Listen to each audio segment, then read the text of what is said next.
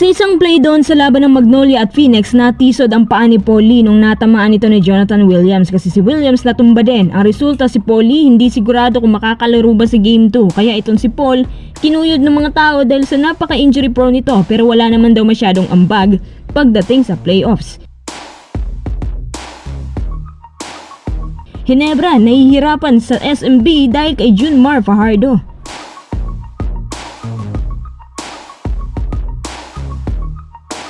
Bago tayo magpatuloy, kung nais mong suportahan ang aking channel, just click subscribe and share. Parang sikat na sikat atang injury ni Paul ngayon kasi kahit panalo ang Mags, grabe pa rin yung mga natatanggap niya na pambabash kasi humihina naman daw sa playoffs tapos laging injured pa. Umabot na nga ang balitang ito kay Coach Yeng at pati siya nagtataka kung bakit maraming bashers si Paul. Pinagtanggol niya ang kanyang former player ng Ross and kay Coach Yeng, imbes na i-bash natin si Paul, dapat intindihin natin ang kanyang sitwasyon. Anong sitwasyon kaya ang tinutukoy ni Coach Yeng? Ganito kasi yan, si Paul ay isang key player ng Magnolia kaya natural, mas mahigpit ang bantay sa kanya. Kapag mahigpit ang bantay, mas forceful din dapat ang bawat galaw mo kasi pinipressure ka ng kabila. Kaya si Paul, nakakatanggap minsan ng mga siko, tuhod at samot-saring power defense at mas malala pa, sa napansin ni Coach Yeng, si Paul matakaw ang kanyang katawan sa injuries. Konting sundot kahit saan, especially sa paa, injured yan agad. May mga players talaga na ganyan mga kuys, gaya ni Derrick Rose. Kaya lagi siyang tinitrade kasi yung katawan niya sagana sa injuries, pero kapag healthy, nakakatulong. Pero hindi naman daw pabaya si Paul sa pagpapakondisyon ng katawan niya. Lahat ginagawa niya para lang hindi ma-injure kasi alam niya na masyado siyang lapitin dito. Pero kahit anong ingat ang gawin niya, ganun pa rin ang nangyayari, paulit-ulit. Kaya tinanggap na lang ito ng Magnolia ng buong buo. Sabi ni Coach Yeng, sana intindihin na lang natin si Paul kasi pressured ang role niya dito. Bukod sa kailangan niyang ingatan ng katawan niya, kailangan din niyang pilitin ang kanyang sarili na umiskor kasi nga key player siya, di ba? Mas mababas siya kapag hindi siya umiskor. Kahit nga umiskor na babash, ngayon alam ko na kung bakit pinakawalan ng Ross si Paul kasi ito pala ang totoong kondisyon ng katawan niya. At ngayon ko lang din naintindihan kung bakit humihina siya sa playoffs kasi sa mga importanteng games, mas todo higpit pang bantay sa kanya. Pero sa regular season, mataas ang average points ni Paul kasi wide open naman siya at pang long range pa ang tira. Matinik naman si Paul Lee, pero ang daling basahin ang kahinaan niya.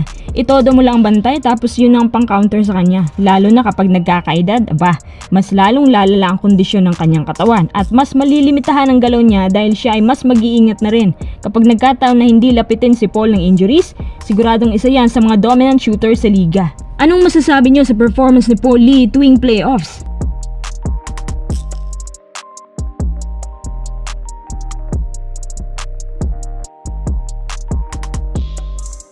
Tara, next update tayo kung gaano kagitgitan ang laban ng Mags at Phoenix. Mas dikitan pa nga ang laban ng SMB at Ginebra. Grabe yung mga caliber teams na to. Wala talagang bumibitaw lalo na sa dulo ng 4th quarter. Dahil sa pressure na dala ng game na to, sablay lahat ng free throw ni Chris Ross. Buti na lang at pumasok yung isang free throw ni Abay.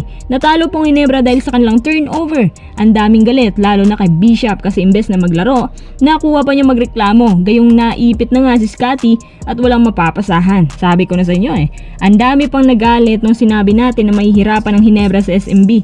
Tingnan yung lineup ng SMB, kahit nga si Abay lang nandyan, dapat na silang kabahan. Nahihirapan silang lahat na patumbahin ang gentle giant na to. Si Coach Tim naman nadismaya sa pinakita nila sa dulo kasi kung saan pa yung pinaka-importanting minuto, doon pa na turnover. In fairness, nahirapan din ang SMB sa Ginebra mga kuys kasi magandang balancing na kanilang core. Kaso si Coach Tim kumpara sa balasahan, mas maraming nabubunot ang San Miguel kaysa sa kanila. Sa unang quarter at pangalawa, dikit lang din ang labanan kahit sa ikatlo at ikaapat. Walang naiiwan. Kapag nagkamali ka ng isa, lagot ka. Bilog nga ang bola, sabi nyo. Game 1 pa lang naman yan. Mas maganda nga kung kuha nyo ang Game 1 para less pressure ang Game 2. Mas magaan ang laban dahil kampante kayo. Paano kaya ang paraan ni Coach Tim para mapatumba niya ang sobrang loaded at deadly ngayon na SMB? At paano din wawasakin ng Ginebra itong matibay na depensa nila sa gitna? Tingin ko aabot pa to ng Game 7. Hindi din basta-basta yung Ginebra. Makakadalawa na kayang SMB ngayong Biyernes? Or makakatabla ng Ginebra? San ka? Kampihan na!